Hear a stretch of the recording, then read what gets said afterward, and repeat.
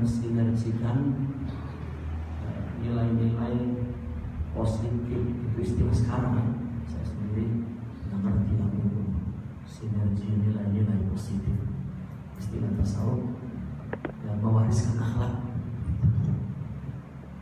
itu hal. Maka itu dapat dilihat dari makam, dari perkataannya yang selalu menunjukkan kepada Allah. Katakanlah kalau istilah sebuah ideologi dalam bahasa sastra, ideologinya Tuhan. Segala solusi kehidupan bahwa kepada Tuhan, kepada materi. Maka apabila dan perkataan itu menunjukkan pikirannya, pikiran itu tentunya sebagai pelaksana hatinya. Kalau halnya kepada Allah, maka perkataannya juga menunjukkan kepada Allah. Nah, oleh karena itu hikmah berikutnya dikatakan boleh jadi sebetulnya kamu itu tidak baik, tapi kamu menganggap baik. Sebabnya karena kamu bersahabat kepada orang yang keadaannya lebih buruk darimu. Kaidah ini diterima secara logis, secara logika ya. Kita apabila bergaul dengan lebih rendah, kita merasa lebih baik. Tapi jauh daripada itu, bahwasanya suhbah itu mesti kepada yang lebih banyak, lebih tinggi jiwanya, sehingga kita dapat melihat kekurangan kita. Dan sampai kepada hikmah yang ke-46, di situ diterangkan bahwasanya kebaikan amal natijah daripada kebaikan akhlak. Ada keterangan dari seperti ini, bahwasanya ilmu itu muqaddimah, al-ilmu muqaddimah, wal amalu natijatuh, wal amal muqaddimah, wal hal natijatuh.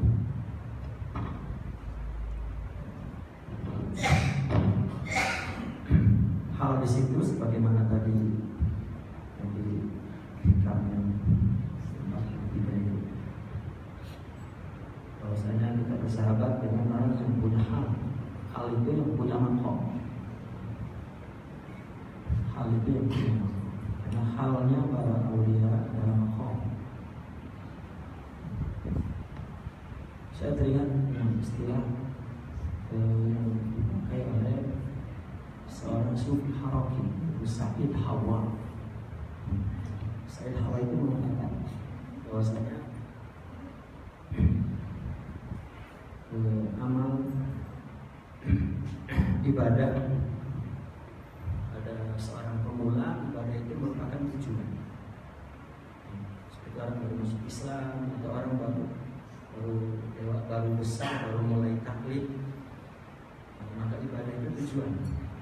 Yang penting dia bisa ibadah. Orang baru masuk Islam tujuannya bisa melaksanakan ibadah. Sholat bagaimana, mempelajari ilmunya, lalu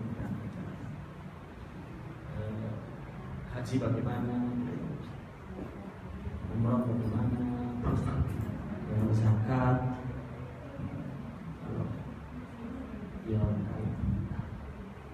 Apabila sudah mengetahui, sudah pandai ilmu-ilmunya, kan amal itu mesti berdasarkan ilmu, kan itu salah satu. Maka ibadah itu berubah dijadikan sarana untuk membersihkan hati. Dalam istilah lain, membangun atau menumbuhkan hal, istilah mereka hal. hal Allah, satu kondisi yang dia bersama Allah. Maksudnya bersama Allah itu di dalam dirinya, di dalam jiwanya terdapat karakter mulia, sifat luhur, maqamat ruhani, atau nur Muhammad. Itu berarti bersama Allah. Bersama Allah. Nah, dia punya hak itu. Itu akan menjadi hakikat ibadah, akan menjadi hakikat syariah. Nah, itu diciptakan oleh ibadah. Nanti baru ibadah itu merupakan simbolan atau apa namanya, tampilan atau ekspresi daripada hal. Nah, ini pelajaran yang dulu ya, kita ulang. Pelajaran dulu kita ulang bahwa syaratnya misalnya memberi. Syaratnya memberi. Kita bisa mengenal memberi ini dari membaca teks agama Al-Quran, hadis. Memberi itu baik, memberi itu mulia, memberi bukan memberi malah nantinya mendapatkan. Ada hitung-hitungan setiap hari. Maka orang tertarik untuk memberi karena menjadi orang baik. Paling kurang di depan dirinya dia baik, dia merasa mengaku baik. Ya, sudah barang tentu kalau kaitannya dengan memberi, orang lain akan memandang kita baik. Apalagi niatnya memberi, nanti Tuhan akan membalikkan. Kan hitungannya kan begitu ibadah. Jadi ibadah permulaan, ibadah permulaan. Memberi itu agar mendapat. Pokoknya dia memberi kita Allah pasti. Ini kan masih ibadah anak kecil. Ibadah anak kecil. Ibadah untuk mu'awadhah, ijarah, masalah. Ibadah itu anugerah Allah. Apabila kita mampu ibadah, ya itu sudah bersyukur, itu tinggi. Tapi kalau bocah kecil, ibadah antara berkah. Tapi memang permulaannya begitu. Permulaannya agar bisa ibadah, nanti ibadah jadi tujuan, kemudian berubah ibadah menjadi sarana untuk. Karena ibadah itu mempunyai dua pengaruh, mempunyai dua natijah. Ya, pertama pahala, upah. Kedua, asar atau kesan kepada jiwa, membangun jiwa. Itulah hal, membangun hal. Seperti orang mau mendapatkan musibah, maka dia menghadapi sabar dengan berat, susah payah. Niatkan agar ini menimbulkan, membangun kesabaran. Apabila sudah sabar, gilirannya apabila sabar, maka musibah yang lebih berat dari ini. Maka seorang yang pemula, ibadah memberi misalnya, yang penting dia bisa memberi.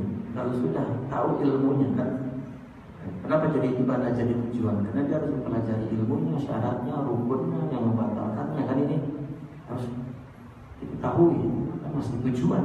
Nanti apabila sudah alim, kejadikan ibadah ini penyuci, penumbuh, pembangun jiwa. Dan apabila ibadah itu sudah menumbuhkan jiwa, hal, maqamat, istilahnya banyak sekali dalam kesalahan. Maka hal itu terbangun. Apabila hal sudah terbangun, baru kalau itu misalnya derma memberi, maka sudah tumbuh sifat dermawan.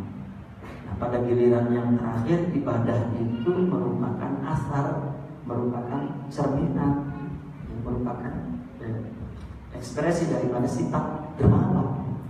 Jadi sudah tidak ada pamrih lagi, karena semua perilakunya tumbuh dari hakikatnya, dari batinnya.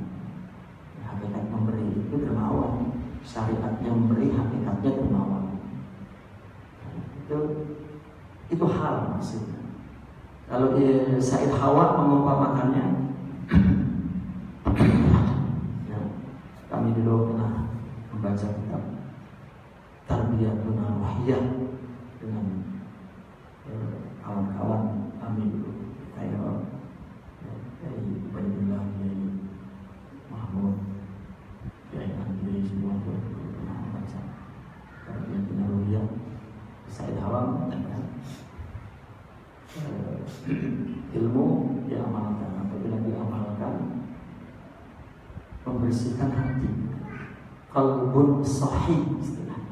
Apabila membersihkan hati, maka menimbulkan af'alun ajibah, perbuatan yang timbul dari jiwa, dari hati yang bersih, luar biasa. Itu istilahnya. Kalau istilah umumnya sufi hal, amal itu menimbulkan hal. Maka ilmu muqaddimah, amal natijah. Nah, ilmu amal itu mesti tahu ilmunya, kalau enggak jadi-jadi. Nah, kemudian pada tahapan berikutnya, amal ini muqaddimah, permulaan. Tadi kan ilmu permulaan, amal yaitu hasilnya. Nah, kemudian pada tingkat kedua, amal ini permulaan, hasilnya adalah hal. Hasilnya hal. Apabila amal timbul dari hal, ini baru disebut syuhud, usul, ma'rifah, dan lain sebagainya. Nah, maka di hikam yang 46 itu, husnul amal nataiju husnil ahwal. Amal yang baik natijah daripada ahwal yang baik. Ini sudah yang ketiga, ilmu dapat amal, amal dapat hal, hal dapat amal. Menimbulkan amal maksudnya. Nah, kemudian hal itu dari mana? Tahakkuk fi maqamil inzal, merealisasikan di dalam maqamat al-inzal. Maqamat al-inzal ini adalah sifat-sifat rohani. Karena apabila mempunyai maqamat ruhiyah, sudah inzal, sudah tajalli ke dalam jiwanya, maka nanti dia punya kondisi. Coba kita bayangkan, orang menghadapi musibah, yang punya sabar dengan yang tidak punya sabar itu berbeda. Orang itu menghadapinya berbeda. Kita nggak bisa merasakan bagaimana ya orang yang punya sabar menghadapi musibah. Halnya, keadaan jiwanya itu nggak bisa kita bayangkan. Itulah hal.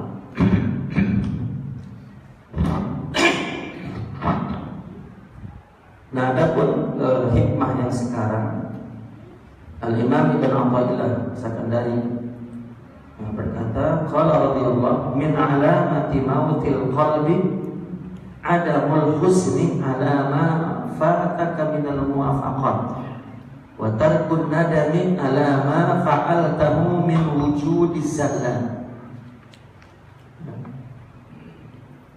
Merupakan tanda hati yang mati. Ini hati bagi seorang murid. Karena hikam ini semuanya nasihat pada muridin, pada kita seorang pemula. Merupakan tanda kematian hati seorang murid. Adamul husni, tidak ada kesedihan. Tidak ada kesedihan terhadap muwafaqat yang luput kepadanya, yang luput, ketinggalan, yang kelewatan, yang muwafaqat, yang luput, yang ketinggalan, yang kelewatan, yang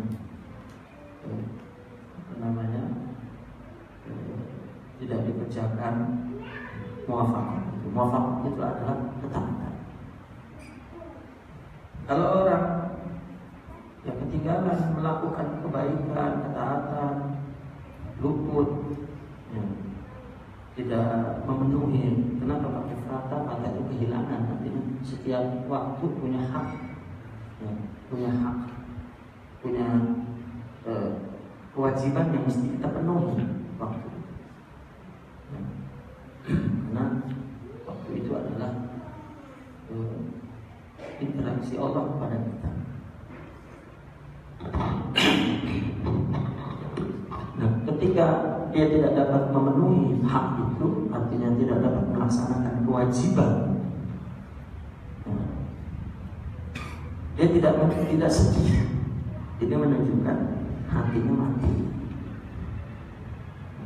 Lalu watarkun nadami, tidak menyesal terhadap apa yang kau lakukan berupa kesalahan, ketergelinciran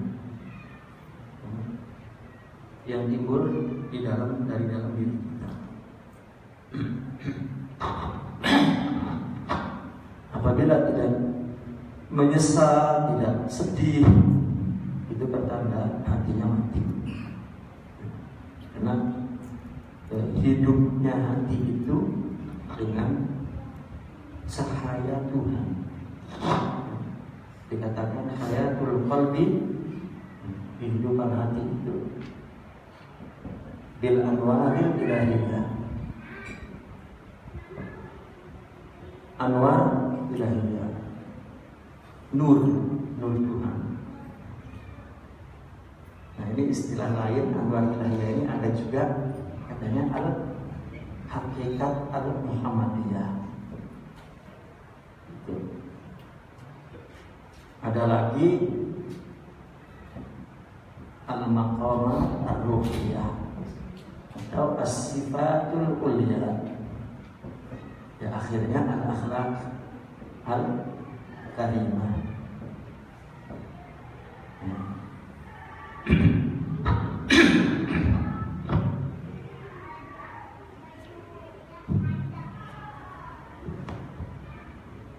Hati yang mati tidak timbul rasa sedih, rasa menyesal apabila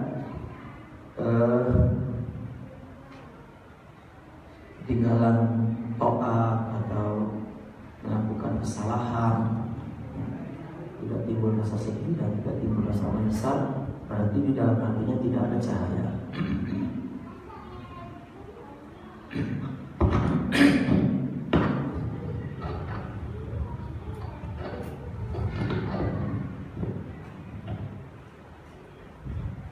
Ini bagi seorang murid, ya, tergantung ya, kepada persepsi taatnya itu apa. Kalau kita taat itu ya fokusnya ke amal fisik, padahal orang sufi memandang kalau amal fisik itu surah. Mereka memberikan definisi amal itu abstrak, yang muncul di fisik ini surahnya. Ya. Itu sebab di akhirat nanti Allah menjelaskan amal kita itu dalam rupa yang komplit, dalam rupa manusia. Datang kepada kita mengaku anak amal. Kalau cakep berarti amal kita cakep. Karena tadi lagi amal kita itu tergantung ya, amal dunia. Jadi amal itu kena ada pahami. Atau seperti yang kita pahami bahwasanya amal yang disebut amal soleh ya, adalah amal yang memenuhi dosa. Pertama shawabun, kedua ikhlasun, benar menurut syariat dan ikhlas dalam hati. Kalau kurang berarti tidak soleh. Karena menurut amalu dunia, amal ini jadi amal karena niat sesuai dengan syariat dan ikhlas. Atau dengan istilah lain amal soleh adalah amal yang najah, yang sukses. Sukses ini sesuai dengan petunjuk syariat, tepat. Kita kan apabila melakukan sudah memenuhi syarat, berarti kan maksudnya sudah selesai sukses. Tapi ada satu lagi untuk syarat soleh, yaitu akhlaki. Kalau tidak, ya, maka amal itu tidak soleh. Nah maka persepsi orang amal kalau hanya fisik saja, berarti dia sedih itu karena tidak sholat, bukan tidak ingat Allah. Seorang murid mestinya sejak awal sudah ditanamkan apabila ketinggalan taat itu sedih, apabila ketinggalan taat itu sedih mestinya. Apabila melakukan kesalahan itu menyesal. Menyesalnya tidak memenuhi hak Allah, tidak memenuhi hak Allah.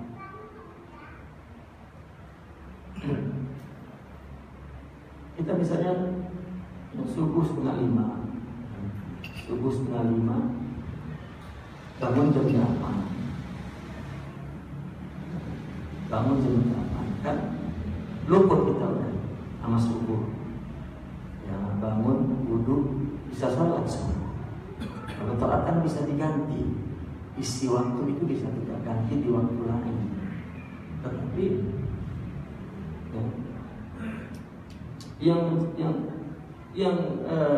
yang disedihkan oleh orang-orang saleh itu ya, waktu 4:30 itu hari itu tidak akan terulang lagi.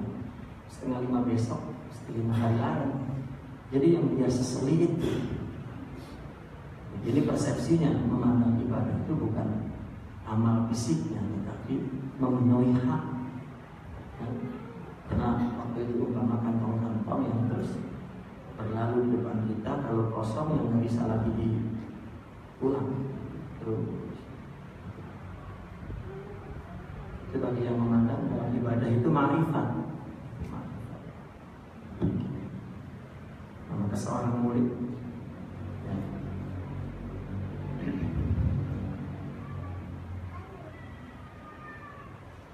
ketika sedih kepada karena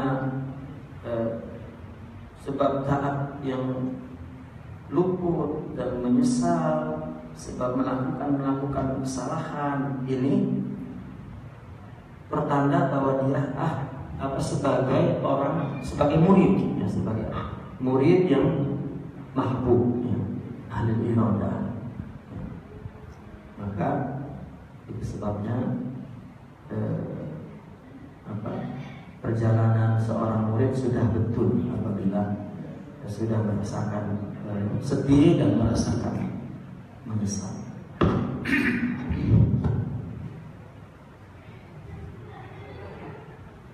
Qala radhiyallahu anhu la ya'zumu dzambu indaka 'azamatan tasudduka husnul dzann an husnul dzanni billahi ta'ala fa inna man aqraba rabbahu istasghara bi jambi karamihi dzambahu.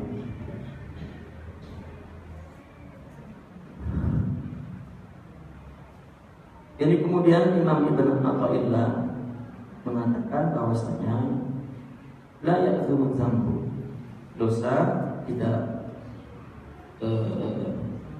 menjadi besar. La ya'zumu dzambu indaka, di sisimu, azamatan dengan besarnya dosa, tasudduka yang menutupmu, yang menghalangmu ya, untuk berhusnudzan kepada Allah. Ya la ya'zumu dzambu indaka azamah tasudduka an husnudzanni billah. Jangan sampai dosa yang besar itu menimbulkan putus asa, katakan, sehingga tidak berbaik sangka kepada Allah.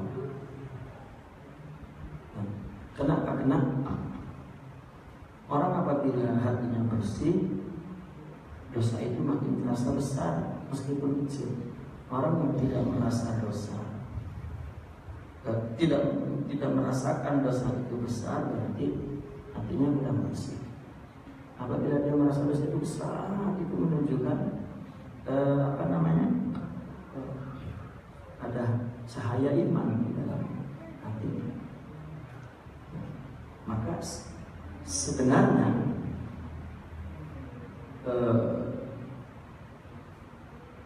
merasa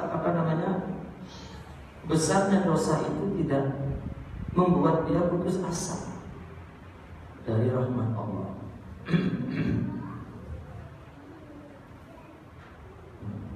Kemudian karena apa? Nah, ini diberikan alasan. Fa'inna man 'arafa rabbah, karena orang yang telah mengenal Tuhannya, ini makrifahnya makrifah hakikiyah, maka istasghara bi jambi kaum, maka dia memandang kecil ya, kepada dosanya di sisi kemurahan Allah. Allah Maha Pemurah.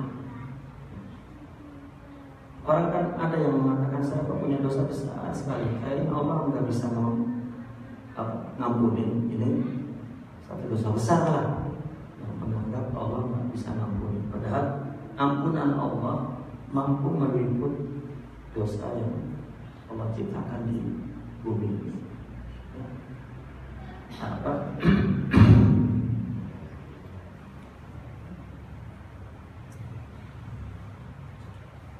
Adapun rasa besar sehingga mendorong dia untuk bertobat, meninggalkan dan menyesali, ini rasa besar yang bagus, rasa besar yang terpuji. Ya. Maksudnya di sini jangan sampai dosa itu, besarnya dosa itu menutupi baik sangka engkau kepada Allah, itu putus asa. Seolah-olah memandang bahwa Allah tidak mampu mengampunkan. Ada seorang sahabat yang berkata bahwasanya orang jika beriman selalu memandang dosanya itu sebesar gunung, ya, sebesar gunung, sehingga dia takut tertimpa dosa itu kena iman. Tapi orang yang tidak beriman selalu memandang dosanya itu kecil, bahkan tidak merasa berdosa. Itu lain, artinya maksud daripada hikam ini, jangan sampai dosa yang besar itu menimbulkan putus asa. Itu maksudnya bahwa untuk bertaubat dosa sebesar apapun maka Allah ampunkan. Sifat pengampun Allah akan meliputi semua dosa yang Allah ciptakan. Bahkan mereka memandang dosa itu sangat positif, sangat positif, karena yang mengatakan dosa itu kan Allah di dalam syariatnya, ya, berarti penciptaan. Adapun ya, berbicara ciptaan berarti bicara hakikat Tuhan. Apabila bicara hakikat Tuhan, maka semua yang datang dari Allah baik. Termasuk Allah menetapkan dalam syariatnya buruk itu baik, sehingga mereka mengatakan buruk itu hikmah, taat itu rahmat. Jadi syariat Allah menetapkan ini rahmat, ini hikmah. Kenapa? Positif dua-duanya, ini rahmat, ini hikmah, karena datang dari rahmat Allah, hakikat Tuhan. Yang datang dari Tuhan tidak ada yang batil, tidak ada yang batil. Misalnya orang kafir, kita jangan membenci kafir itu dengan benci yang apa? Benci yang merendahkan. Kita memandangnya dengan kacamata syariat. Benci itu, bahwa itu Allah katakan salah. Tapi kita menyadari bahwa secara batin kita itu Allah menciptakan, maka mesti ada hikmahnya. Kalau tidak ada orang kafir, kita rasanya tidak tumbuh rasa bangga jadi orang mukmin. Maka bersyukur sebagai orang mukmin, yang kita sudah bersyukur sebagai orang mukmin saja udah lupa mikirin kerendahan orang kafir.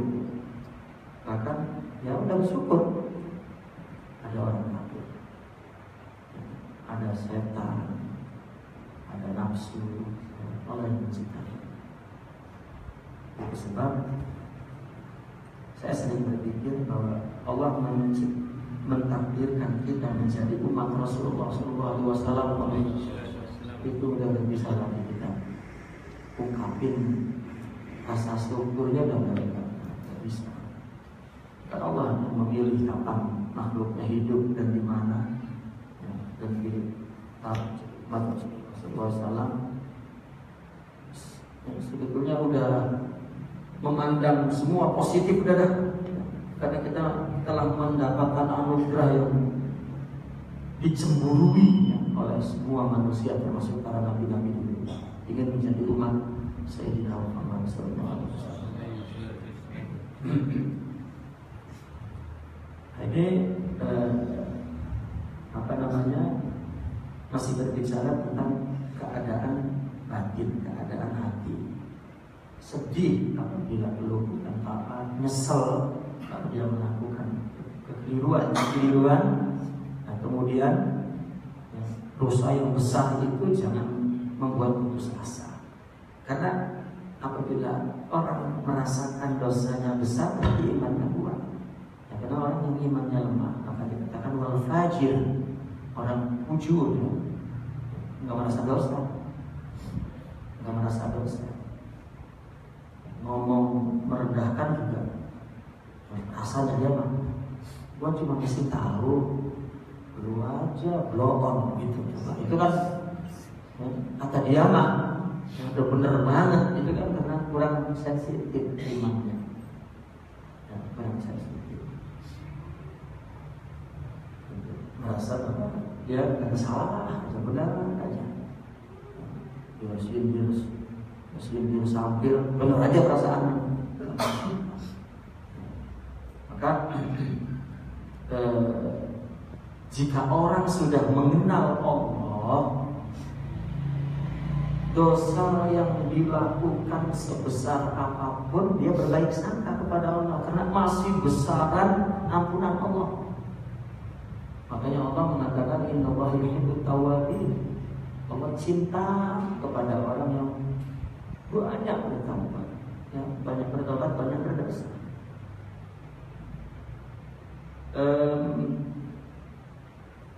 Dulu saya suka sekali mendengar sikap orang-orang sufi itu positif kepada orang berdosa itu masya Allah, positif sekali sikapnya itu.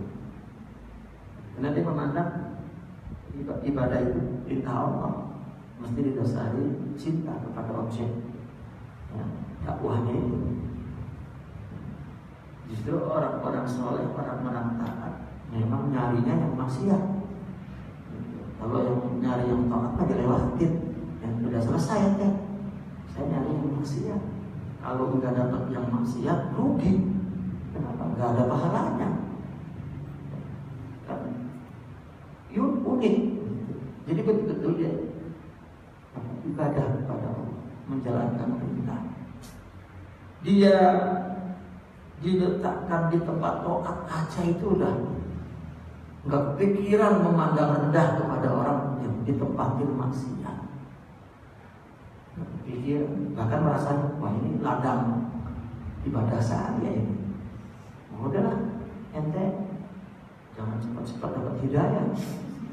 Ladang saya jadi habis.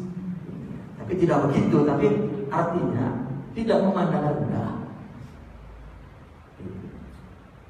Makanya mereka betul-betul yang tidur bersama ahli maksiat, memeluk umpamanya gitu. Karena positifnya lain ulama fikih memang memberi batas ini yang masih ada soalnya yang taat di sini kayaknya lain gitu. Justru mereka merangkul.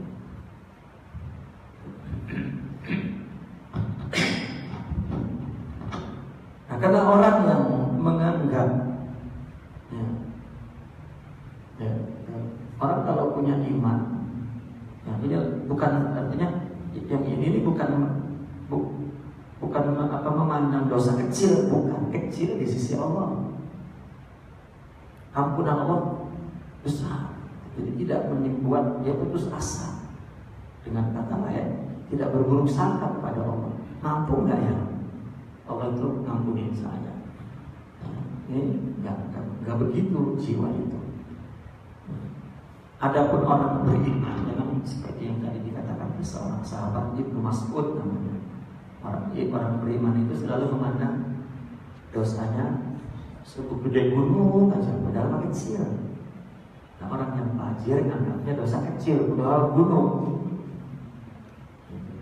Karena orang yang menganggap nggak punya dosa jadi kecil.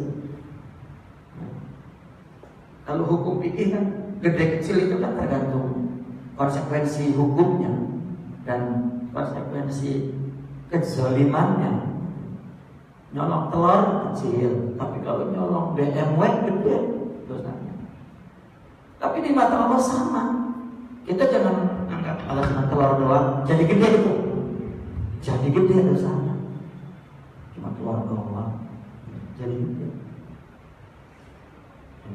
Artinya ketika orang menganggap kecil jadi gede. Kemudian maksiat ketika dia merasakan gede jadi kecil. Jadi kecil di sisi Allah. Ini berbeda ungkapan yang ini dengan ungkapan hikmah yang dimaksud oleh Imam Ibnu Taimiyah. Artinya jangan melihat dosa besar itu terus putus asa. Kayaknya Allah nggak bisa. Enggak, justru orang jika sudah kenal Allah bahwa ampunan Allah lebih besar. Ini justru orang yang seperti ini akan merasa besar meskipun dosa kecil. Merasa besar meskipun dosa kecil. Kata Syekh Abdul Qadir Al-Jilani, la kabirata ma'al istighfar wala saghirata ma'al israr. Enggak jadi gede ya, kalau istighfar. Apapun dosanya, kalau tobat enggak jadi gede. Tetapi kalau enggak mau tobat, kecil jadi gede karena dia berdosanya kepada yang maha gede. Itu masalahnya. Jangan anggap remeh Allah yang maha besar itu. Gak apa-apa, saya subuhnya ketiduran, dan jangan gak apa-apa. Makanya tadi dimulainya di atas menyesal dulu. Lalu ditegaskan lagi di bawah ini, la saghirata idza qabalaka 'adlu wa la kabirata idza wajahaka fadlu. Dosa itu tidak jadi kecil. La saghirata tidak jadi kecil dosa kita. Bahkan semuanya gede. Idza qabalaka 'adlu, kalau Allah mau tindak dengan adil. Makanya harus takut, jangan anggap kecil aja. Aduh, kalau Allah tanya, dia bisa jawab kita. Maka jadi gede itu dosa. Nggak jadi kecil kan, asogirota nggak jadi kecil, maknanya gede. Kalau Allah mau tindak dengan adil, kalau mau, tetapi meskipun ada rahmati wasi'at ghadab, marah Tuhan mengalahkan rahmat Tuhan, sayang Tuhan mengalahkan marahnya. Maka akidah kita, akidah Ahlussunnah wal Jamaah meyakini janji Allah itu pasti ditepati. Kalau ancaman mungkin tidak dilaksanakan, karena kasih sayangnya, pemurahnya, rahmatnya terlampau besar Allah itu. Tetapi kalau Allah mau tindak dengan adil, habis kita pada dosa semua. Makanya Nabi bersabda, ya, masuk surga itu bukan karena amal. Sahabat bertanya, wala anta ya Rasulullah? Nah, wala ana. Engkau juga biasa. Tetapi kena rahmat Allah, kasih sayang Allah. Nah sebetulnya kasih sayang Allah itu ya, dilimpahkan ke dalam jiwa manusia. Itu yang disebut cahaya Tuhan untuk menghidupkan rohani jiwa. Itulah hakikat. Apabila sudah mendapatkan itu, maka itulah rahmat. Seperti yang mereka rumuskan di dalam Bismillah ya.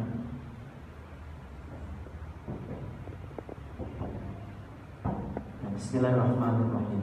Rahman ini sifat rahmat, kasih sayang Tuhan menciptakan makhluk. Semua makhluk diciptakan dari sifat rahmat yang fisik. Rahim ini yang baru batin.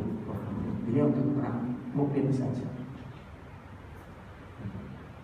Nah, maka rahim inilah rahmat yang memasukkan surga. Bagaimana tidak surga kalau raditu billahi rabban wa bil islami dinan. Redha Allah itu Tuhan, maka hidup ini kalau berkehendak berdaya kan surga itu. Orang berdaya itu. Itu yang disebut oleh Nabi mencium bau surga. Sebelum masuk surga udah cium baunya. Redha yang ngatur kita ini Tuhan. Raditu billahi rabban wa Muhammadin nabiyya. Nabi sumber akhlak. Wa bil islami dinan. Agama kita adalah agama Islam, pasangan. Nah itulah rahmat yang dianugerahkan kepada jiwa yang tadi disebut cahaya Tuhan.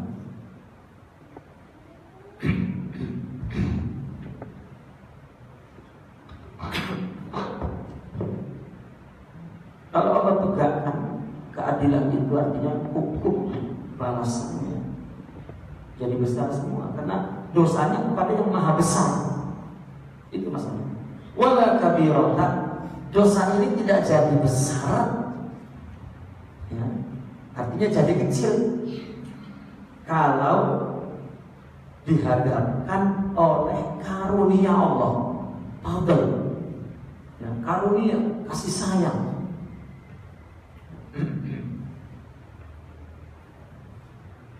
Maka jika Allah ampunkan udah dosa itu hilang sama sekali. Karena apabila Allah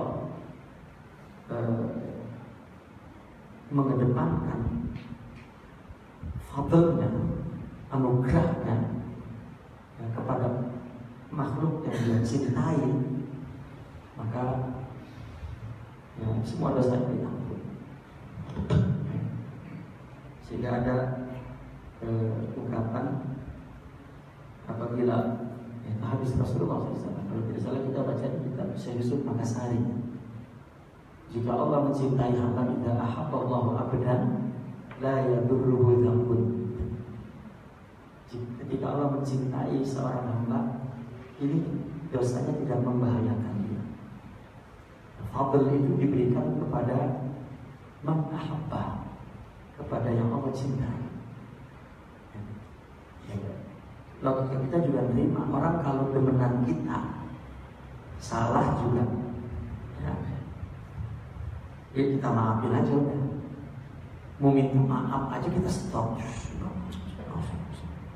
karena kita aja demen ya, maaf jangan maaf. Orang minta maaf kagak boleh, artinya dosanya itu nggak ada hukumannya, sudah dihapus. Ini cintanya apa? Itu aja sih yang perlu kita pahami, itu cinta apa ya. Dan orang juga kalau cinta ya, kagak nungguin punya salah, apalagi apa yang ditegur, udah minta maaf aja. Enggak punya salah aja minta maaf. Maafin ya Bang, kalau saya punya salah, kan belum berbuat salah namanya itu. Maafin ya Bang, kalau saya punya salah. cinta, belum berbuat salah udah minta maaf aja. Maka cinta itu sangat sensitif. Maka tadi fadl itu diberikan kepada orang yang cinta. Bukti Allah menganggap kecil, enggak jadi gede kepada orang yang mendapatkan fadl. Fadl itu adalah orang yang dicintai, artinya orang yang Allah beri cinta kepada dia, itu maksudnya Allah cintai. Karena cinta itu memberi cinta. Aku cinta padamu, maksudnya ambillah cintaku kepada diriku untuk engkau cintai aku dengan cintaku. Uhibbu. Ya, tajalli hubb. Kalau kita udah dapat cinta itu, ya maka kita udah minta ampun aja kepada Allah. Iya kan? Orang kalau cinta udah kepada Allah, minta ampun aja, istighfar aja, ya pantas. Kagak jadi kecil itu dosa, kan gitu maksudnya. Ya Pak, kagak jadi gede, karena udah minta maaf dulu. Itu maksudnya. Jadi jangan dipahamin secara letterlock begitu. Udah ada karunia Allah, ntar juga bukan begitu maksudnya. Allah kalau udah maafin dosa kayak apa kayak gitu. Lah emang terus bagaimana turunnya maaf? Lah kan Allah setiap kehendak ada perintahnya, ada tajallinya. Idza arada fa'amar. Apabila berkehendak ada perintahnya. Orang sufi memberikan kaidahnya, idza arada fa'amar wa idza ahabba faqala. Kalau Allah berkehendak, diciptakan dulu mazhar. Allah ingin memberikan karunia, dia cinta dulu, dia kasih cinta dulu, mudah tobat, mudah. Ya. Sehingga mereka dikatakan para aulia Allah itu bertobat sebelum dosa, ketika dosa, semasa dosa, sesudah dosa. Kalau kita mah dibilang dosa kan udah mahal. Karena nggak cinta. Ini maksudnya. Ya, dikatakan la sadirata idza qabalaka adlu wala kabirata idza wajahaka fadlu. Tidak jadi kecil maka gede. Ya, kalau dihadapi oleh keadilan Tuhan. Kalau Allah menghadapinya dengan keadilan. Apa? Orang yang tidak punya rasa cinta kepada Allah menganggap remeh terhadap dosa, itu gede dulu dosanya meskipun kecil-kecil aja dilakukannya. Tetapi apabila orang yang diberikan fadl oleh Allah cinta, dosa gede kecil jadi bukan. Jadi prakteknya adalah jiwa ini. Ada anwar ilahi. Makanya kalau orang ahli hakikat, dia taubat itu sudah bukan dari surahnya, dari ekspresinya, tetapi sumbernya yang radikal, yang sumber segala sumber. Yaitu apa? Wujudu. Dia taubat dari wujud. Wujud ini begini sebenarnya. Dia ngaku dia yang buat itu wujud, bukan ngaku itu diberi Allah. Kita punya amal soleh, punya ilmu, punya akhlak, itu Allah kasih, itu fadl Allah. Dia memandangnya dia yang punya. Ini dosa tingkat tinggi itu.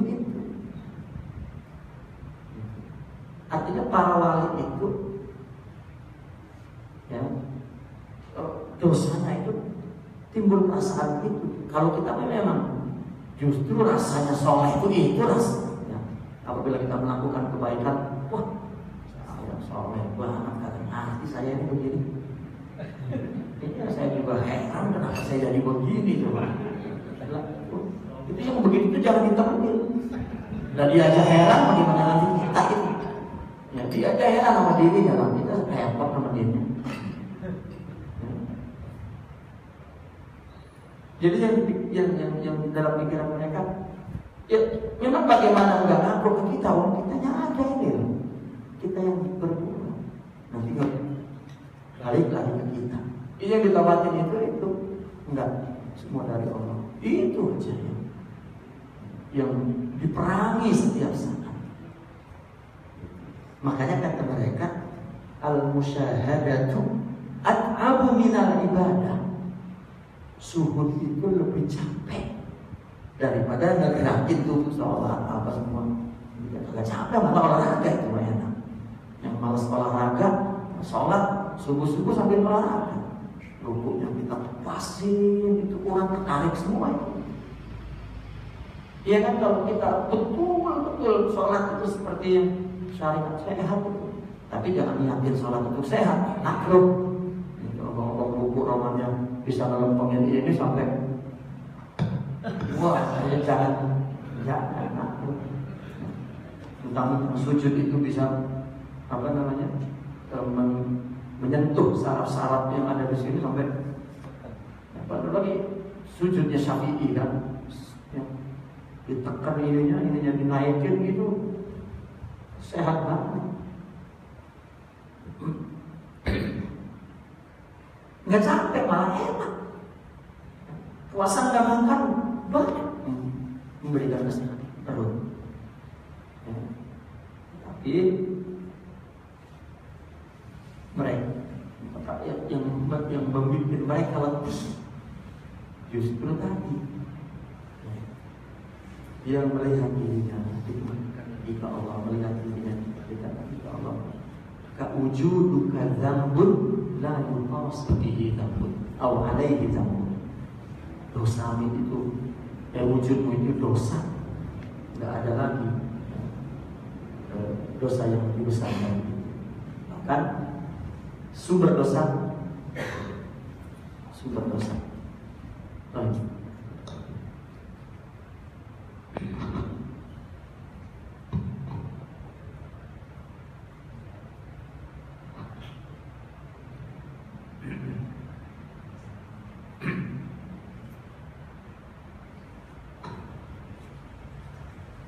La amala wa qala radhiyallahu anhu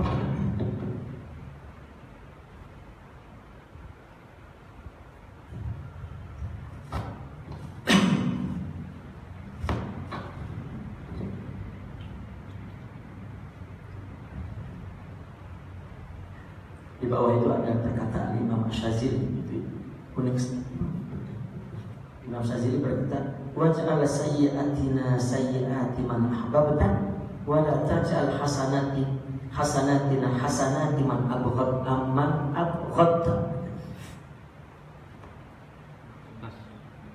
Nah, itu di atas. Waj'al sayyi'atina. Jadikanlah keburukan kami keburukan orang yang kau cintai, dan jangan jadikan kebaikan kami kebaikan orang yang kau benci. Ya, karena keburukan orang yang dicintai nggak kelihatan. Ada ungkapan orang kalau suka cinta, ya nggak ngelihat ada salah itu nggak ngelihat. Kalau juga dia melihat salah, dia beri alasan, 1000 alasan. Dia itu sebenarnya mungkin kalau diterangin secara ilmiah, dia beri alasan ilmiah, dia itu berbuat salah karena waktu kecilnya dulu, udah secara psikologi, bersih udah nggak salah. Tapi kalau orang benci, ya, jangankan salahnya, berbuat baiknya ya, salah aja. Itulah cinta itu menjadi satu sumber akhlak bagi orang sufi. Apabila dia mendapatkan cinta, maka tumbuhlah semua akhlak. Mereka memulai dari cinta dan berakhir di cinta. Bahkan mereka mengatakan ad-dinu huwal hub, agama itu cinta. Wa qala aydan la amala arja lil qabul min amalin yakhibu anka syuhuduhu. wa yahtaqiru indaka wujudu.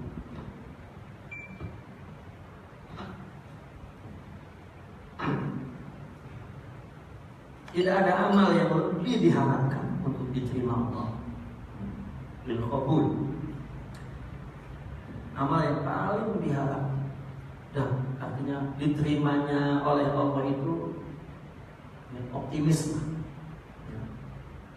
adalah amal yaghibu anka syuhudu. Artinya amal yang syuhudnya menghilangkan amal itu dari kita, karena dia menyaksikan Allah bahwa amal itu Allah yang kasih, sehingga persaksian itu menghilangkan bahwa amal itu dari dia. Yang tadi kita usul itu sampai kepada bahwa amal itu anugerah. Jadi dia apabila di tempat taat, ya Allah, saya diletakkan di tempat taat ini oleh Allah, bukan saya. Baru tahu ya,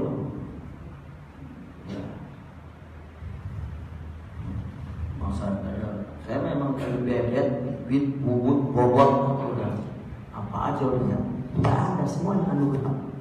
Bukan bebek, bukan bibit, bukan bubut, bukan bobot, tidak ada, semuanya anugerah Allah. Min amalin yagibul amal anka, yagibu syuhuduhu anka. Sahid dan penyaksian kepada Allah membuat dia tidak merasa bahwa amal itu dari dirinya. Di antara syahada annalladzi waffaqaka lahu Allah, yang dia saksikan bahwa Anda dapat melakukan amal dengan baik itu sudah Allah yang meletakkan di situ. Kalau tidak, ya maka tidak beramal. Itu amal yang paling bisa diharapkan untuk diterima oleh Allah. Wa yuhtaqaru indaka wujudu. Dan ketika dia melihat wujud Allah, maka semakin amal itu hilang. Saya berikan contoh, misalnya raja punya wakil. Setiap raja mau memberi, mau menyumbang, mau membantu, mau wakil yang melaksanakan. Dari depan kita itu wakil raja nggak kayak dia bisa, kayak yang punya kuasa, punya harta, punya gitu. Ada di depan kita dia. Coba kalau dia berjalan sama raja, jalannya juga mungkin pundaknya udah turun semua begini. Udah wujud raja ini membuat hilang bahwa yang kebaikan yang tadi dia laksanakan itu dari dia. Hilang, memang dari sumbernya dari ya. Seorang wali dipuji saja ya, dia yang dipuji dia memandang salah alamat gitu. Dia merah Nabi kan kalau dipuji. Umpamanya ada orang tadi raja ya, kita ngasih harta raja, orang nggak tahu ya, nggak ngelihat ada raja di sebelahnya, lagi muji aja kita. Ngomong lah misalnya sama raja, tahu nggak Pak, ini orang dermawan banget Pak. Itu bagaimana kita itu? Salah alamat. Nah, karena rajanya bersama, nah kita memang bersama sama Allah, malah kita menghalang Allah. Oh saya ini keturunan ini, saya keturunan terus untuk tampil beda jadi keturunan sebut-sebut, keturunan Nabi saya, keturunan wali saya. Nggak ada, semuanya anugerah. Nah itu amal yang paling diharapkan diterimanya oleh Allah itu syuhud ya, syuhud. Dan wa yuhtaqar indaka wujudu, atau boleh dikatakan wujudnya amal itu hina kalau sudah syuhud. Kalau yahtaqiru indaka wujuduk, itu bahasa yahtaqiru. Nah ini artinya bahwa dia tidak beriktimat kepada amal.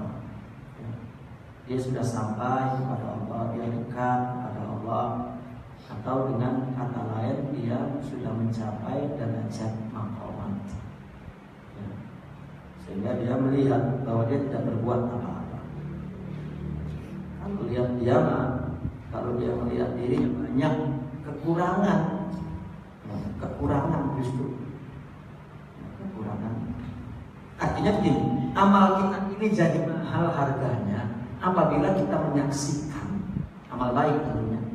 Ini anugerah Allah. Itu jadi cakep. Jadi cakep. Kan amal maka yang penting sukses, artinya benar menurut syariat. Yang bikin buruk ini di mata Tuhan, ini anugerah yang Allah beri pakai kita yang mengatakan ini saya sholat ya Allah nih. Makanya kasih rezeki saya, apa gimana ceritanya? Ya, ente anak kasih taufik hidayah saya gak bisa sholat, lah terus ente butuh kerana pemberian anak. Lama ini belum disyukurin. Nah ini amal cakep jadi jelek, adabnya kepada Allah. Tapi Allah, ya,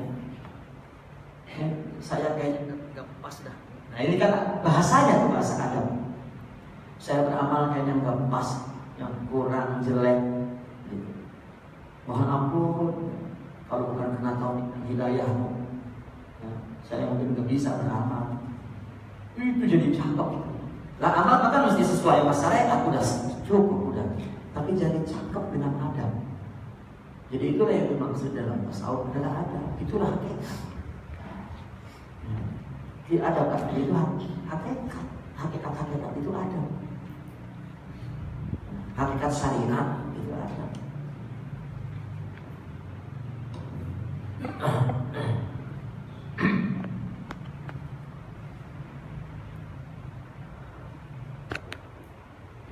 Itu sebab mungkin ya. Nabi mensyariatkan apabila habis sholat kita baca istighfar. Kayak baru melakukan dosa. Assalamualaikum astagfirullah. Astagfirullah. Baru melakukan dosa karena kita habis sholat. Lain ibadahnya selebritis habis salam alhamdulillah dia kan. Karena syariatnya adalah istighfar, bukan alhamdulillah. Astagfirullah. Astagfirullah. 3 bulan.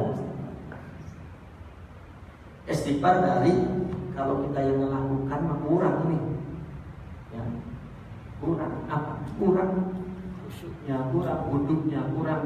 Coba. Sholat itu kan mestinya mukorona itu dari takbir sampai salam. Nggak bukan mukorona pas kusoli doang. Soli Allah, was gara-gara mukorona. Kelamaan begitu putar. Ya. Mukorona itu baru Allah, baru udah mutar-mutar begitu. Coba bagaimana? Kalau yang mukorona sampai salam. Mukorona itu sebetulnya sampai salam.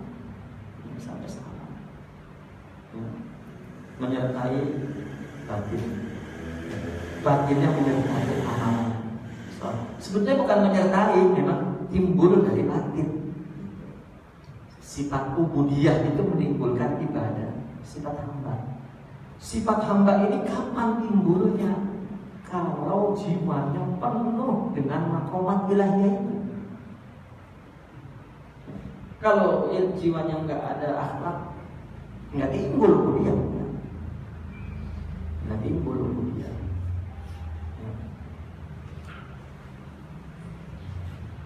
Tidak menyaksikan keagungan Allah. Orang yang menyaksikan keagungan Allah, orang yang ditajalikan, ditajalikan keagungan Allah kepada dia, maka dia langsung Allah, ya, jadi hamba. Nah, bagaimana dia ditajalikan keagungan itu? Bagaimana dia menyaksikan? Ya, apabila dia diberikan maqamat ilahiyah.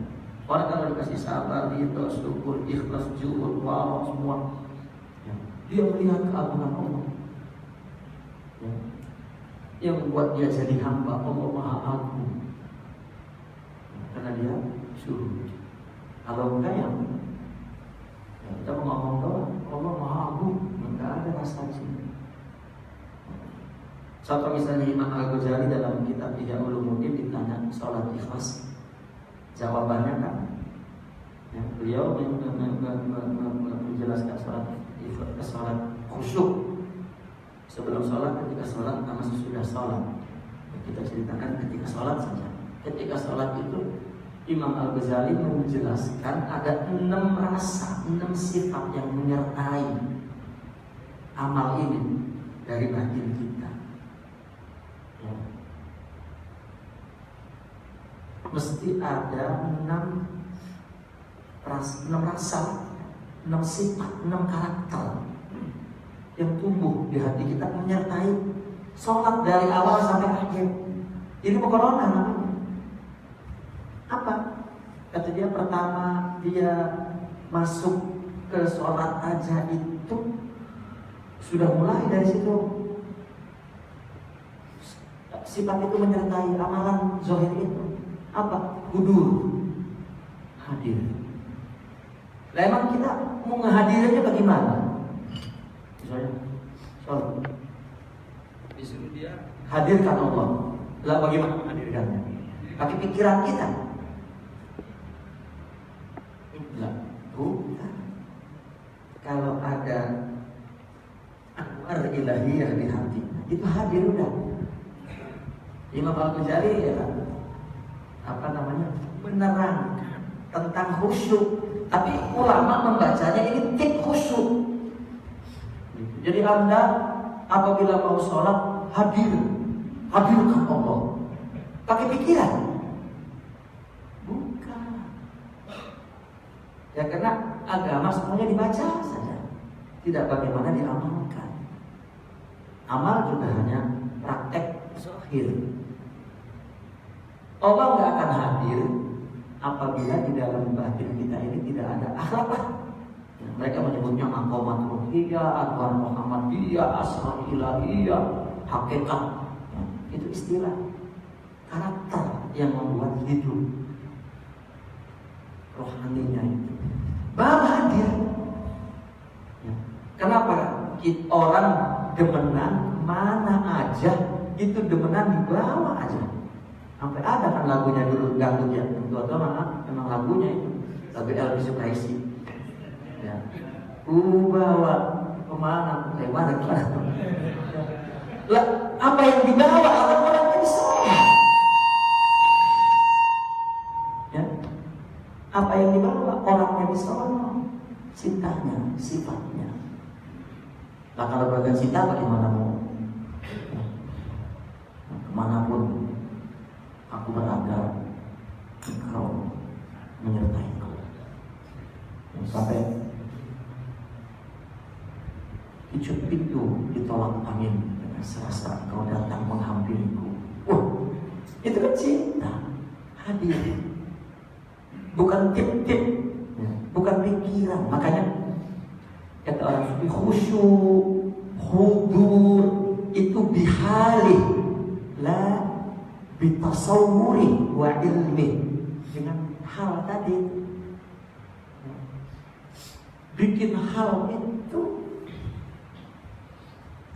Artinya ya Allah punya kuasa kapan kita punya hal yang sempurna. Ada orang 10 tahun baru dapat, 20 tahun, 30 tahun, ada yang setahun udah dapat. Kita mengukurnya tergantung kesungguhan dan kejujuran. Itu juga susah ukurnya, bagaimana itu?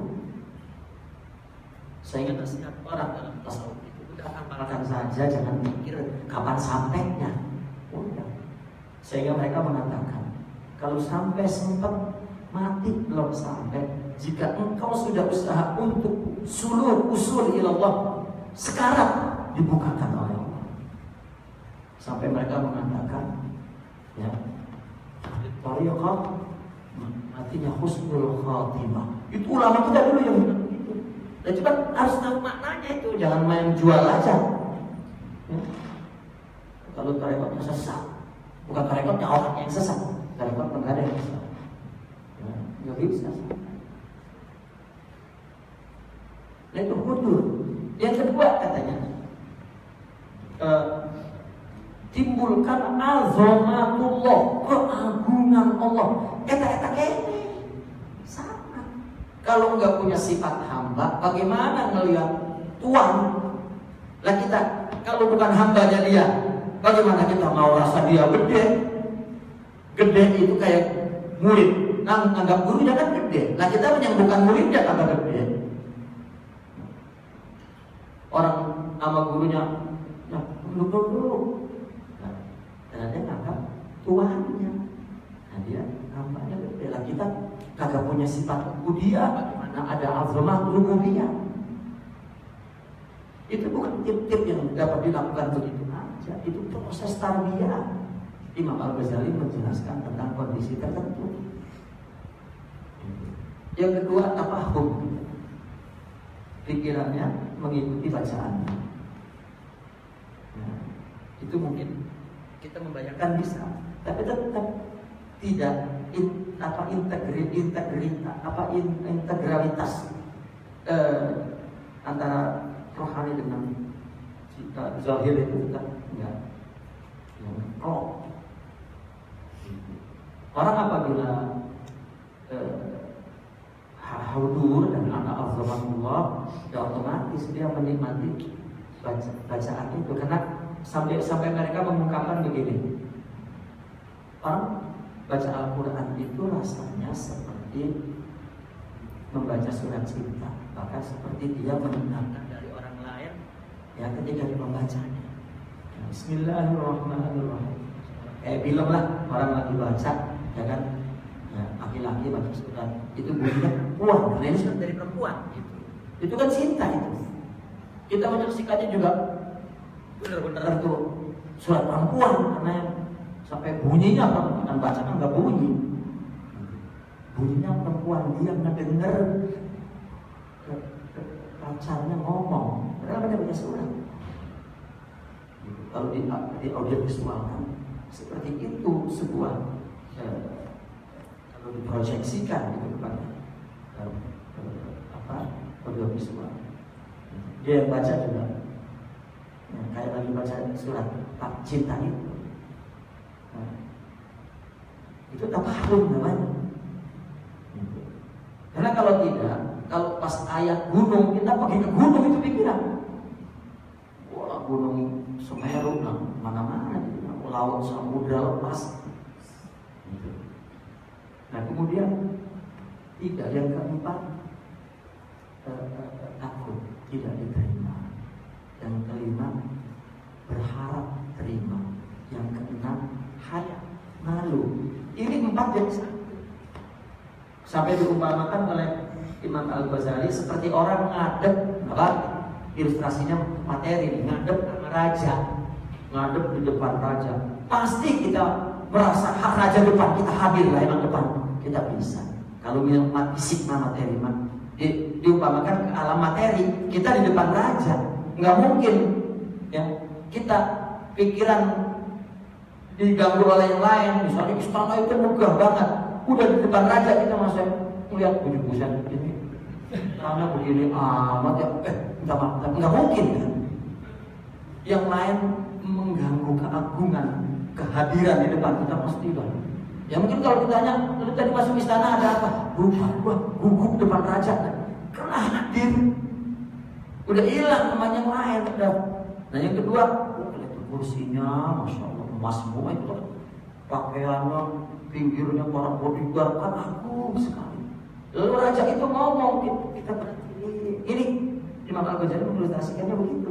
Maka pada saat itu juga perasaan kita itu bercampur, dan mudah-mudahan proposal gue diterima dan agar diterima bagaimana? Campur jadi satu itu. Ya. Cuma nama Tuhan kan bagaimana? Nggak kelihatan.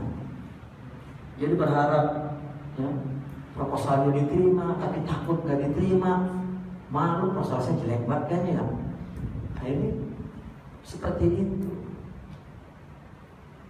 Tapi kalau pada Allah semuanya batin, nggak bisa kita hadiri, mau kita kagak berdepan, kagak tahu, kagak melihat. Nah maka syuhud itu yang memberikan harapan kepada amal ya, untuk diterima di sisi Allah ya. Dan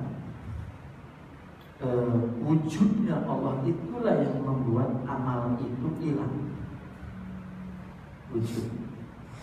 Karena kalau dia tidak memandang dirinya ada, hilang Tuhannya.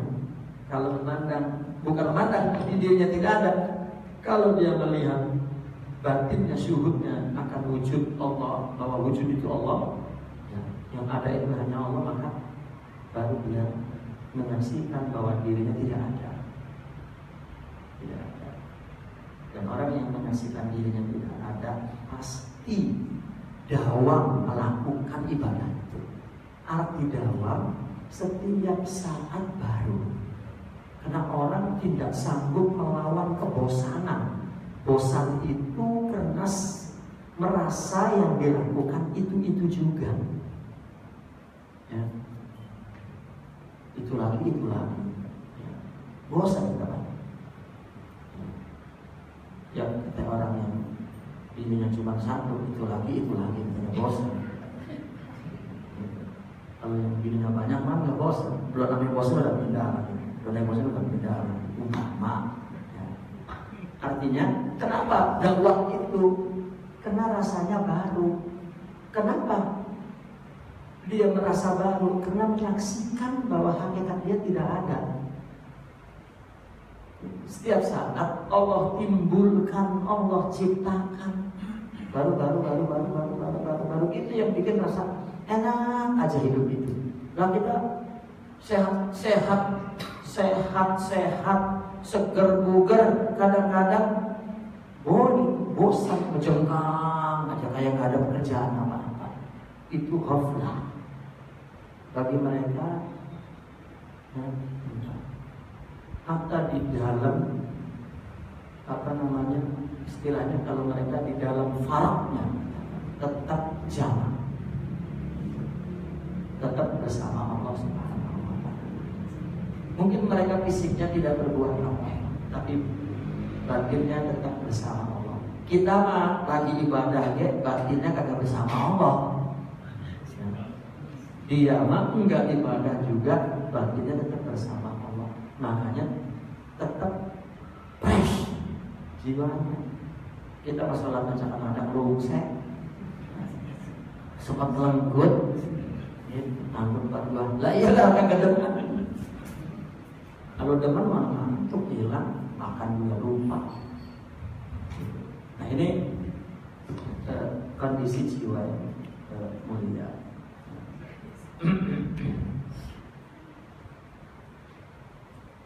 Nah ini selanjutnya ya, judulnya udah lain ya. Tidak mau al-walid tidak pun Nabi alaihi walidan. Terus awal alaikal walid dulu takwil awal alaikal walid dulu saja. Nanti kita akan sambung insyaallah mudah-mudahan. Nah, alhamdulillah.